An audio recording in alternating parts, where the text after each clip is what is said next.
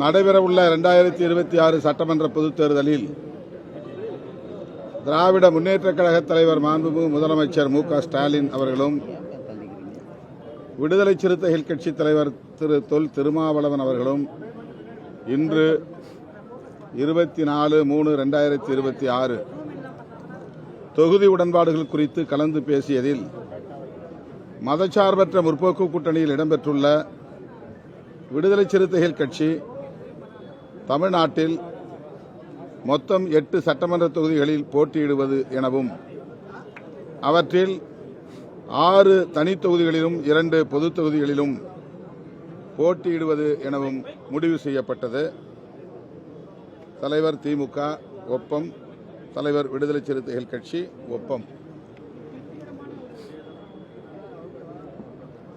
மதசார்பற்ற முற்போக்கு கூட்டணியில் அங்கம் வகிக்கும் விடுதலை சிறுத்தைகள் கட்சிக்கு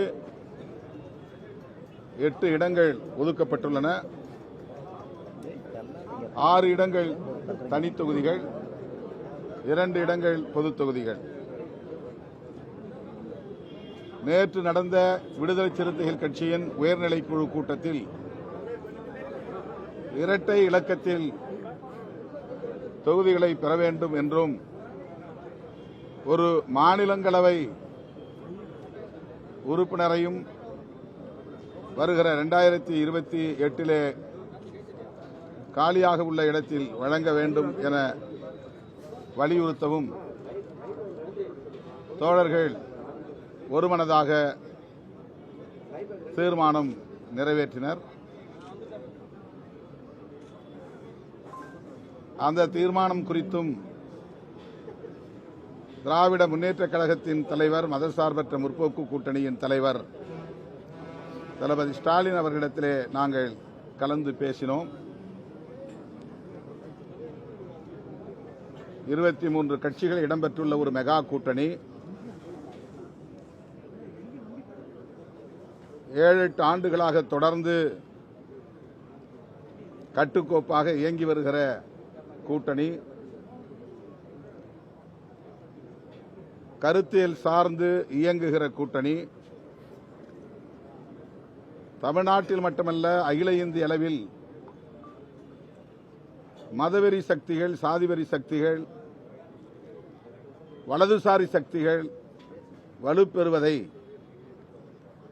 தடுக்க வேண்டும். நாட்டையும் மக்களையும்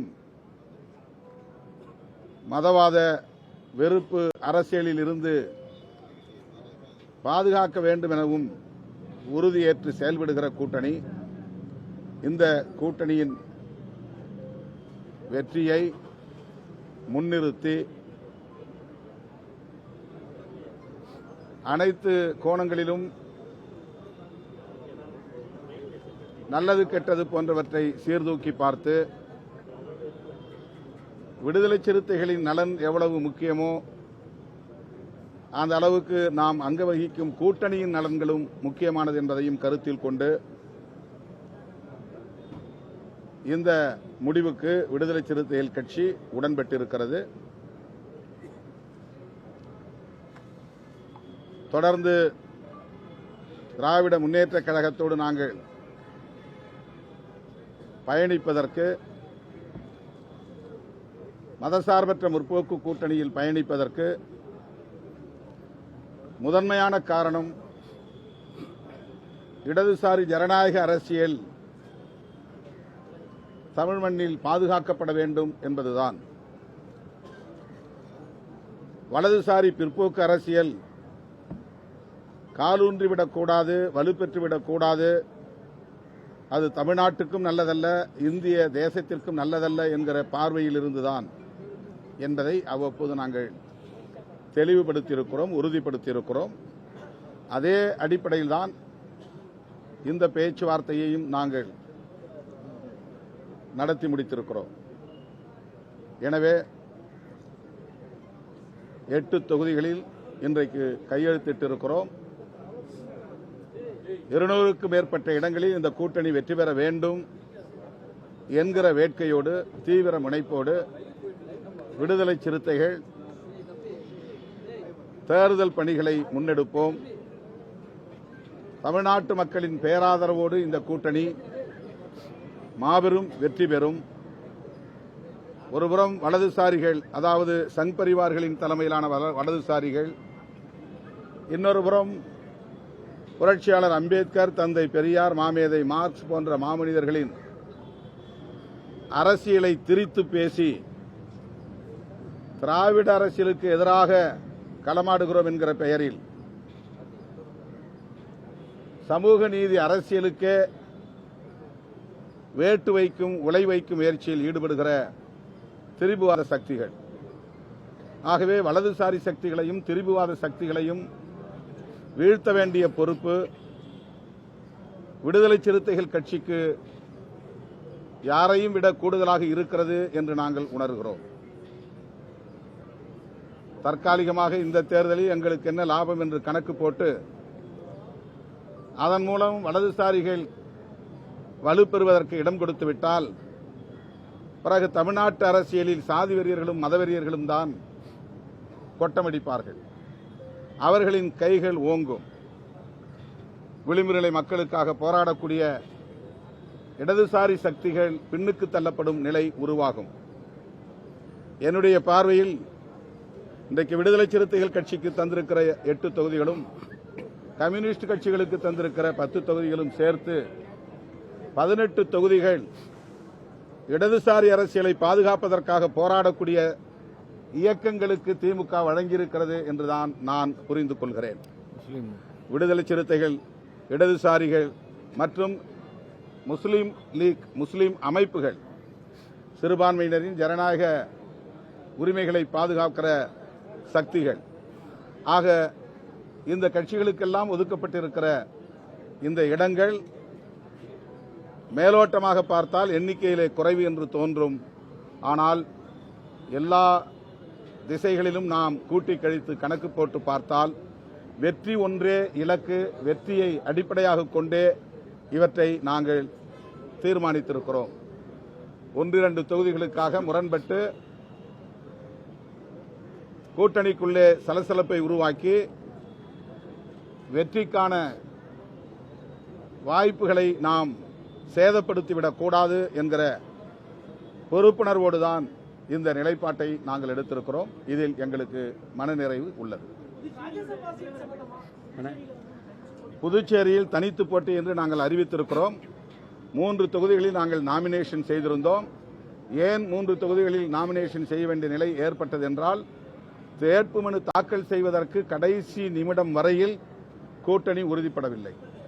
திமுக காங்கிரசுக்கு இடையே கிட்டத்தட்ட 7 நாட்கள் 8 நாட்கள் இடைவிடாமல் பேச்சுவார்த்தை நடந்து கொண்டே இருந்தது. அந்த பேச்சுவார்த்தையில் எண்ணிக்கையே முடிவாகவில்லை. இந்த நிலையில் வேட்புமனு தாக்கல் செய்வதற்கான கால அவகாசம் முடிந்துவிடும் என்பதனால் முன்னெச்சரிக்கையாக நாங்கள் 3 தொகுதிகளில் வேட்புமனு தாக்கல் செய்திருந்தோம். உசுடு தொகுதியிலும் நெட்டப்பாக்கம் தொகுதியிலும் தனி தொகுதிகள், இந்த 2லும் எமது கட்சியின் முன்னணி தோழர்கள் வேட்புமனு தாக்கல் செய்திருக்கிறார்கள். அதேபோல உழவர்கரை பொது தொகுதி, கடந்த ஆண்டு எங்களுக்கு காங்கிரஸ் அந்த தொகுதியைத்தான் ஒதுக்கியது. தனி தொகுதியை நாங்கள் கேட்டோம். இல்லை இல்லை, உழவர்கரையை எடுத்துக் கொள்ளுங்கள் என்று போன முறை காங்கிரஸ் எங்களுக்கு அந்த தொகுதியை தந்தது. ஆகவே இந்த முறையும் 6000க்கும் மேற்பட்ட வாக்குகளை வாங்கிய தொகுதி என்பதனால் இந்த முறையும் அந்த தொகுதி எங்களுக்கு வேண்டும் என்று 3 தொகுதிகளை எழுதி கொடுத்திருந்தோம்.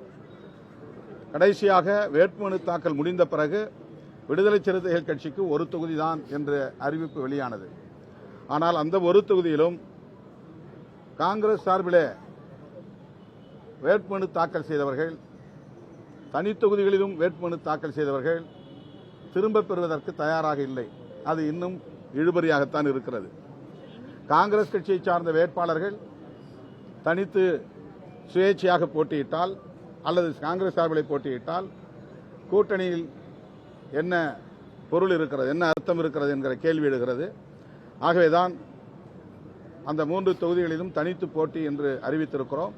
திமுக தரப்பில் எங்களுக்கு சொல்லப்பட்டிருக்கிற தகவல், வேட்புமனுவை திரும்பப் பெறுவதற்கான கால அவகாசம் இருக்கிறது, எனவே பொறுமையாக இருக்க வேண்டும் என்ற வேண்டுகோளை வைத்திருக்கிறார்கள். நாங்கள் பொறுத்திருக்கிறோம்.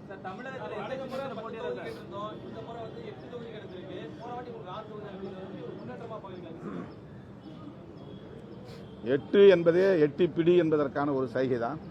எங்கள் இலக்கை எட்டி பிடிப்பதற்கான ஒரு இடமாக இதை பார்க்கிறோம். எட்டுவோம், எங்கள் இலக்கை எட்டுவோம், வெற்றியை எட்டுவோம். நாங்கள் தமிழகத்தில் தவிர்க்க முடியாத ஒரு சக்தி என்பதை நிலைநாட்டுவோம்.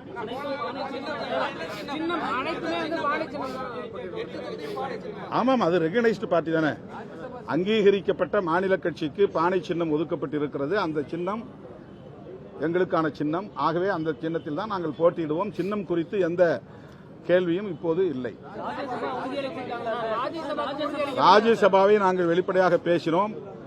அது நியாயமானதுதான். உங்களுக்கு தருவதற்கான எல்லா தகுதியும் அல்லது எல்லா விதமான முகாந்திரமும் உள்ளது. அது பற்றி இப்போதைக்கு முடிவெடுக்க முடியாத நிலை இருக்கிறது. ஏனென்றால் இந்த இது முடிந்துவிட்டது. 4 இடங்களும் நிரப்பப்பட்டு விட்டது.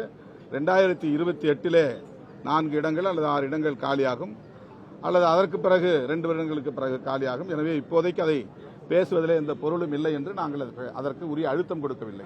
கேட்டிருக்கிறோம், பரிசீலிப்பதாக சொல்லியிருக்கிறார்கள்.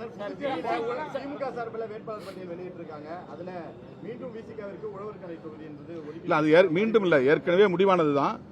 ஒரு தொகுதி அப்படின்னு ஒதுக்கி இருக்கிறாங்க. நாங்கள் 3 தொகுதியில் போட்டிட்டு இருக்கிறோம். அவங்க எல்லா தொகுதியிலும் காங்கிரசும் மனு செய்திருக்கிறது. அவர்கள் எப்படி திரும்ப பெறப் போகிறார்கள் என்று தெரியவில்லை. இந்த நிலையில் தான் நாங்கள் தனித்து போட்டி என்று அறிவித்திருக்கிறோம். பேச்சுவார்த்தையில் மறுபடியும் ஒரு சுமூகமான தீர்வு காண இடம் இருக்கிறது. அது நாளைக்கோ நாளை மறுநாளோ கூடி பேசுவோம். அந்த பேச்சுவார்த்தையில் தான் இறுதி முடிவு செய்யப்படும். கூட்டணியில் உள்ள ஒவ்வொரு கட்சியும் அவரவர் விரும்புகிற தொகுதிகளை எழுதி கொடுத்திருக்கிறார்கள். நாங்கள் கேட்கிற தொகுதியை மற்ற கட்சிகளும் கேட்பார்கள். மற்ற கட்சியில் கேட்கிற தொகுதிகளை நாங்களும் கேட்டிருப்போம். எங்களுக்கு இடையில ஒருவருக்கொருவர் புரிந்துணர்வோடு ஒப்பந்தத்தை மேற்கொள்வோம். விசிகாவை திமுக சிதைக்க பார்க்கிறது, அந்த கட்சி தொடர்ந்து இழுத்தடிக்கிறாங்க அப்படின்னு சொல்லிட்டு எதிர்க்கட்சி தலைவர் எடப்பாடி பழனிசாமி, அண்ணாமலை போன்றவர்கள் தொடர்ந்து விமர்சனம் செஞ்சுட்டு வந்தாங்க. கூட்டணி குறித்தும் விமர்சனம் பண்ணிட்டு இருந்தாங்க. விசிகா சிதைக்கப்படும் அளவுக்கு பலவீனமான கட்சி இல்லை என்று நான் நம்புகிறேன். மக்களின் ஏகோபித்த ஆதரவை பெற்று நாளுக்கு நாள் வலுப்பெற்று வருகிற ஒரு மாநில கட்சி. அவ்வளவு இலகுவாக யாராலும் இந்த கட்சியை சிதைத்துவிட முடியாது. அதற்கு ஒருபோதும் விடுதலை சிறுத்தைகள் கட்சி இடம் கொடுக்காது. எங்கள் சுயநலத்தை விட, எங்கள் கட்சியின் நலன்களை விட, தனிநபர் நலன்களை விட, சமூக நலன்கள், மாநில நலன்கள், தேச நலன்கள் ஆகியவற்றை நாங்கள் முன்னிறுத்தி பார்க்கிறோம். ஆகவே மற்றவர்களுக்கு எங்கள் நிலைப்பாடு பலவீனமாக இருக்கலாம், ஆனால் எங்களுக்கு தெரியும் எங்கள் பலம் என்ன, பலவீனம் என்ன என்று எல்லாவற்றையும் கணக்கில் கொண்டுதான் நாங்கள் இந்த முடிவை எடுத்திருக்கிறோம். எங்களோடு இருக்கிற எல்லோரும் மனநிறைவோடு இடங்களை பகிர்ந்து கொள்ள வேண்டும் என்கிற விட்டுக் கொடுக்கும் உளவியலோடு தான் இதை நாங்கள் அணுகியிருக்கிறோம். மற்றவர்களை பற்றி எங்களுக்கு கவலை இல்லை. எங்களுக்கு இவ்வளவு இடங்கள் வேண்டும் என்று நாங்கள் அடம்பிடிக்கவில்லை, பிடிவாதம் செய்யவில்லை. மற்றவர்களுக்கு என்ன தரப்போகிறீர்கள் என்றெல்லாம் நாங்கள் ஒப்பீடு செய்யவில்லை. மற்றவர்களுக்கு எத்தனை தொகுதிகளை தந்திருக்கிறீர்கள் என்று நாங்கள் ஒப்பிட்டு எந்த விவாதத்தையும் நடத்தவில்லை. ஆகவே திமுக இருக்கிற இடத்தில் விடுதலை சிறுத்தைகள் கட்சி இருந்து எல்லாவற்றையும் நாங்கள் சீர்தூக்கி பார்க்கிறோம். திமுகவுக்கு அந்த பொறுப்பு இருக்கிறது, எங்களுக்கு அந்த பொறுப்பு இல்லை என்று நாங்கள் அதை தட்டி கழிக்க முடியாது. கூட்டணிக்கு திமுக தலைமை தாங்குகிறது என்றாலும் கூட அந்த இடத்திலிருந்து திமுக எப்படி எல்லாவற்றையும் அணுகுகிறதோ அதே போல விடுதலை சிறுத்தைகள் கட்சியும் அந்த இடத்திலிருந்து எல்லாவற்றையும் நாங்கள் சீர்தூக்கி பார்க்கிறோம். அந்த அடிப்படையில் தான் எங்களோடு பயணிக்கக்கூடிய எல்லோருக்கும் மனநிறைவான இடங்களை தர வேண்டும் என்பதையும் கூட நாங்கள் சுட்டிக்காட்டியிருக்கிறோம். ஆகவே இந்த முடிவில் யாரும் எங்களை வீழ்த்துவதற்கோ பலவீனப்படுத்துவதற்கோ ஒருபோதும் இடமில்லை. அந்த அளவுக்கு இடம் கொடுக்கிற அளவுக்கு நாங்கள் பலவீனமாகவும் இல்லை. எங்க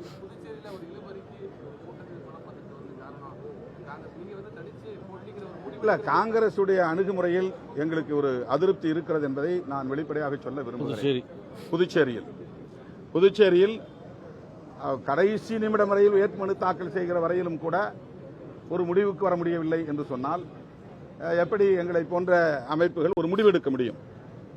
ஒரு தொகுதி என்று ஒதுக்கிய பிறகு வெளிப்படையாக நாங்கள் கூட்டணி முடிவுக்கு ஏற்ப, ஒப்பந்த முடிவுக்கு ஏற்ப செயல்பட தயாராக இருக்கிறோம் என்பதை வெளிப்படுத்த வேண்டிய பொறுப்பு, உறுதிப்படுத்த வேண்டிய பொறுப்பு கூட்டணிக்கு தலைமை தாங்குகிற காங்கிரசுக்கு. பாண்டிச்சேரியை பொறுத்தவரையில் அது 16 இடங்களில் போட்டியிடுகிறது, காங்கிரசுக்கு உள்ளது. ஆகவே அங்கு ஒரு குழப்ப நிலை இன்னும் நீடிக்கிறது. அதில் இன்னும் சொல்ல போனால் திமுக போட்டியிடக்கூடிய ஒரு 4-5 தொகுதிகளிலும் காங்கிரஸ் வேட்புமனுக்களை திரும்ப வருமா என்கிற சந்தேகம் உருவாகி இருக்கிறது. அவர்கள் ஃப்ரெண்ட்லி ஃபைட்டிங் என்கிற பெயரில் நீங்களும் நில்லுங்கள், நாங்களும் இந்த 4 இடங்களில் இருக்கிறோம், யார் வெற்றி பெறுகிறார்களோ தேர்தலுக்கு பிறகு நாம் ஆட்சி அமைக்கிற போது ஒப்பந்தம் செய்து கொள்வோம் என்பதை போன்ற வாதங்களை செய்கிறார்கள் என்றும் கேள்விப்படுகிறோம். ஆகவேதான் எங்கள் தோழர்களுடைய உணர்வுகளுக்கு மதிப்பு கொடுத்து நாங்கள் தனித்து போட்டி என்று அறிவித்திருக்கிறோம். காங்கிரஸ் ஆட்சியிலே இல்ல, பல மாநிலங்களுடைய ஆட்சி இழந்திருக்காங்க. ஆனா மறுபுறக்கூடிய பாஜக மாநிலம் பல்வேறு நாடுகள் காங்கிரஸ் ஆட்சி இருக்காங்க. 10 கட்சி கூட்டணிக்கு மதிப்பு கொடுத்து 10 தொகுதிகள் பிடிச்சிக்கிறாங்க. ஆனா காங்கிரஸ் அவங்களுடைய நிலை அறியாம தொடர்ச்சியா கூட்டணி கட்சிகள் அழுத்தம் போட்டு தங்களை நிரூபிச்சுக்க முயற்சி பண்றாங்க.